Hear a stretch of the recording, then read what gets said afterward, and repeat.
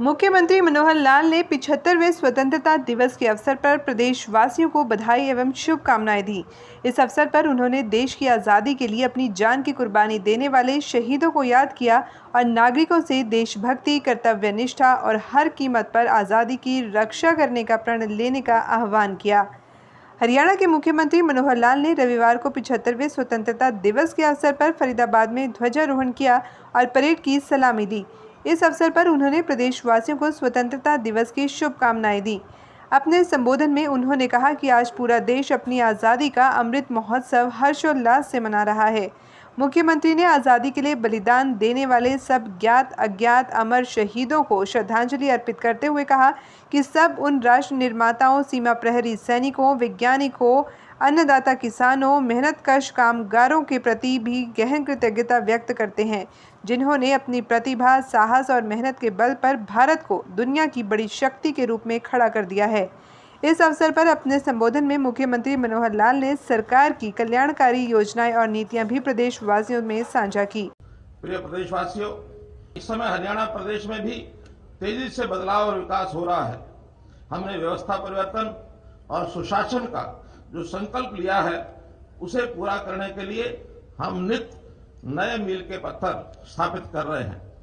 हमने वर्ष 2020 को सुशासन संकल्प वर्ष के रूप में मनाया और इस वर्ष को सुशासन परिणाम वर्ष के रूप में मनाया जा रहा है। सुशासन और व्यवस्था के जरिए हम लोगों में ये विश्वास पैदा करने में सफल हुए हैं कि सरकार उनकी है और वे भी सरकार में हैं। सुशासन की सेवा, सुशासन से सेवा और भ्रष्टाचार पर रोक के लिए ई गवर्नेंस से गुड गवर्नेंस का जो अभियान हमने चलाया था, वह आज परिवार पहचान पत्र तक पहुंच गया है। इस एक ही दस्तावेज के माध्यम से सब सरकारी सेवाएं और योजनाओं का लाभ घर द्वार पर ही मिलेगा। लोगों को कार्यों के चक्कर नहीं काटने पड़ेंगे। आपको पेंशन के लिए भी नहीं भटकना होगा। उम्र होगी, पेंशन आ जाएगी। आपको योजनाओं के लिए इधर उधर नहीं जाना होगा।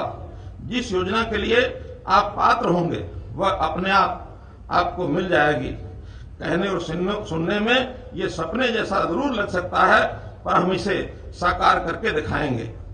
भ्रष्टाचार की बात करें तो आप जानते ही हैं कि सीएलयू का दूसरा नाम भ्रष्टाचार था। इसके खेल को हमने पूरी तरह ऑनलाइन करके बंद कर दिया है।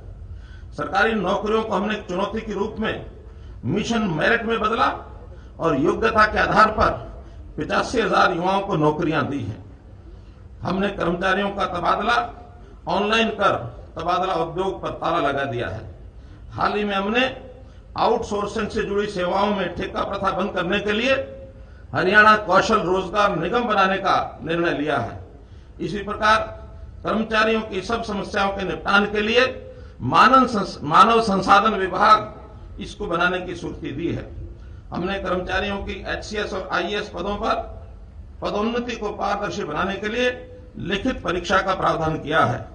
हमने गरीबों के राशन, पेंशन, वजीफों, सब्सिडी में चल रहे गोरख धंधों का आईटी का प्रयोग करके सफाया किया है। सरकारी खजाने में नागरिकों को सहायता देने वाली सैकड़ों स्कीमों को डीबीटी से जोड़ा और पैसा सीधे लाभार्थियों के बैंक खातों में जमा करवाया गया है। जमीनों की रजिस्ट्री में गड़बड़ी को रोकने के लिए रजिस्ट्री के समय प्रस्तुत किए जाने वाले विभिन्न विभागों, बोर्डों व निगमों आदि के अनापत्ति प्रमाण पत्र ऑनलाइन जारी करने शुरू किए। जमीनों के रिकॉर्ड में पारदर्शिता लाने के लिए वेब हेल्थ पूरे प्रदेश में लागू की गई है। परिवहन विभाग में भ्रष्टाचार पर रोक लगाने के लिए ऑपरेशन शुद्धि के तहत डीटीओ के पद बनाए हैं। खनन ठेकों में ई नीलामी और ई रवन्ना स्कीम से पारदर्शिता लाई गई है। व्यवस्था परिवर्तन की इस प्रक्रिया में हमने सरकार कम से कम सुशासन अधिकतम के भाव को मूल में रखते हुए सरकारी लाभ देने में मानवीय हस्तक्षेप को कम किया है। हमने ऐसी नीतियां बनाई कि समाज का कोई भी वर्ग ऐसा नहीं बचा जिसे सरकार की मदद अथवा राहत न मिल रही हो। हमने किसान की आय दुगनी करने के लिए ठोस कदम उठाए। मजदूर की आय बढ़ाने के साथ पेंशन की व्यवस्था भी की। व्यापारी को भी बीमा प्रदान किया। अनुकूल नीतियां बनाकर निवेश को आकर्षित किया। कर्मचारी व उसके परिवार को सामाजिक सुरक्षा दी। महिलाओं को सुरक्षा और शिक्षा व रोजगार द्वारा सशक्तिकरण प्रदान किया, युवाओं को कौशल व योग्यता आधार पर नौकरी दी है, वृद्धों को सम्मान पेंशन व स्वास्थ्य सेवाएं प्रदान की, विवादों के समाधान के माध्यम से हर उस नागरिक को राहत दी जिसका कोई भी मामला किसी भी कारण से सरकारी स्तर पर लटका अथवा फंसा हुआ था। किसी भी संकट के समय हर नागरिक की समय पर मदद के लिए डायल 112 सेवा शुरू की, गरीबों को हर योजना व सेवा में प्राथमिकता प्रदान की। भाइयों बहनों, अंत्योदय के लक्ष्य को हासिल करने के लिए प्रदेश सरकार सबसे पहले उन लोगों पर ध्यान केंद्रित कर रही है जो सबसे गरीब हैं। हमने ऐसे परिवारों का जीवन स्तर ऊंचा उठाने के लिए मुख्यमंत्री अंत्योदय परिवार उत्थान योजना चलाई है। इसके तहत पहले 1 लाख परिवारों की मदद की जाएगी। अब तक 50,000 लगभग परिवारों की पहचान कर ली गई है। हमने हरियाणा में गरीबी रेखा की वार्षिक आय सीमा 1,20,000 रुपए से बढ़ाकर 1,80,000 रुपए तय की है, ताकि ज्यादा से ज्यादा परिवारों को गरीब कल्याण योजनाओं का लाभ मिले। ऐसे परिवारों को 6,000 रुपया मासिक मदद देने के लिए मुख्यमंत्री परिवार समृद्धि योजना चलाई जा रही है। हमने पंचायती राज संस्थाओं के सब प्रतिनिधियों को पेंशन देकर उनका सम्मान भी बढ़ाया है। पंचायती राज संस्थाओं में और सुधार के लिए मतदाताओं को राइट टू रिकॉल का अधिकार भी दिया गया है। पंचायती राज संस्थाओं में महिलाओं को समान प्रतिनिधित्व और बीसीए वर्ग को 8% प्रतिनिधित्व देने का काम भी किया गया है। इसी प्रकार सभी नगर निकायों को शक्तियों के विकेंद्रीकरण के लिए कई कदम उठाए हैं। इस दिशा में शहरी निकायों को मजबूत करने के लिए हमने मेयर का चुनाव ये सीधे ही करवाया है। हरियाणा के सबसे अग्रणी औद्योगिक जिले फरीदाबाद की पहचान पिछले कुछ दशकों में धीरे धीरे खत्म हो रही थी। फरीदाबाद को एक बार फिर से औद्योगिक नगरी के तौर पर पहचान दिलाने के लिए और इंफ्रास्ट्रक्चर के विकास के लिए हमने फरीदाबाद म्यूनिसिपैलिटी डेवलपमेंट अथॉरिटी बनाई है, जिसके सुखद परिणाम मिलने भी शुरू हो चुके हैं। गुरुग्राम की तरह मानेसर भी कंपनियों के लिए बड़ा हॉट डेस्टिनेशन बन रहा है। वहां पर गुरुग्राम की तुलना में सस्ती जमीन उद्योगों को मिल रही है। गुरुग्राम की तरह मानेसर में भी अपार संभावनाएं हैं। गुरुग्राम की तर्ज पर मानेसर का भी विकास हो, इसके लिए हमने उसे नगर निगम का दर्जा दिया है। नगर निगम बनने के बाद वहां के विकास की गति बढ़ेगी। इसी प्रकार पंचकुला की भी अलग डेवलपमेंट अथॉरिटी ये होगी। पंचायती राज संस्थाओं और शहरी स्थानीय निकायों की वित्तीय स्थिति मजबूत करने के लिए संपत्ति के पंजीकरण और लगाए गए स्टाम्प शुल्क का 2% राजस्व उन्हें प्रदान किया गया है।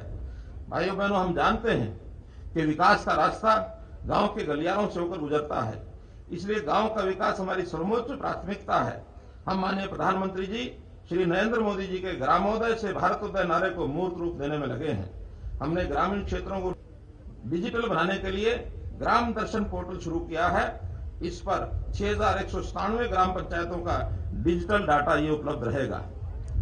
ग्रामीणों को उनकी संपत्ति का मालिकाना हक देने के लिए सभी गांवों को लाल डोरा मुक्त करने की योजना चलाई है, जिससे बाद में प्रधानमंत्री स्वामित्व योजना के नाम से पूरे देश में लागू किया गया है। भाइयों बहनों, हरियाणा बहुत आगे बढ़ चुका है, आर्थिक सामाजिक बदलाव के लिहाज से भी और हकदारों की जन जागृति के लिहाज से भी। इसलिए जब कोई सरकार मिशन मोड में काम करती है तो उस प्रदेश के नागरिकों में भी एक ऐसी ऊर्जा और उत्साह का संचार होता है जिसे अव्वल आने की चाहत पैदा होती है। हमारा लक्ष्य बस यही है, हरियाणा का युवा, हरियाणा का किसान, हरियाणा के उद्यमी, हरियाणा के शिल्पकार और सीमाओं पर खड़ा देश का हर 10वां जवान जो हरियाणा से है, अव्वल आने और तरक्की करने की चाहत से लबरेज रहे। हमने हरियाणा को अव्वल बनाने के लक्ष्य को ध्यान में रखकर ही जो स्वर्णिम निर्णय लिए हैं, जिनके सुखद परिणाम भी अब सामने आ रहे हैं। ये ऐसे कुछ नए परिवर्तन हैं जो भविष्य में हरियाणा को अति विकसित राज्य बनाने में महत्वपूर्ण भूमिका निभाएंगे। मुझे विश्वास है कि इनसे हरियाणा सभी क्षेत्रों में अग्रणी राज्य बनेगा। आइए आज आजादी के अमृत महोत्सव पर हम अपनी महान सांस्कृतिक परंपराओं और उच्च नैतिक मूल्यों पर चलते हुए देश व प्रदेश की अधिक स्वच्छ, स्वस्थ, समृद्ध सशक्त व विकसित बनाने के लिए कठोर परिश्रम करने का संकल्प दोहराएं।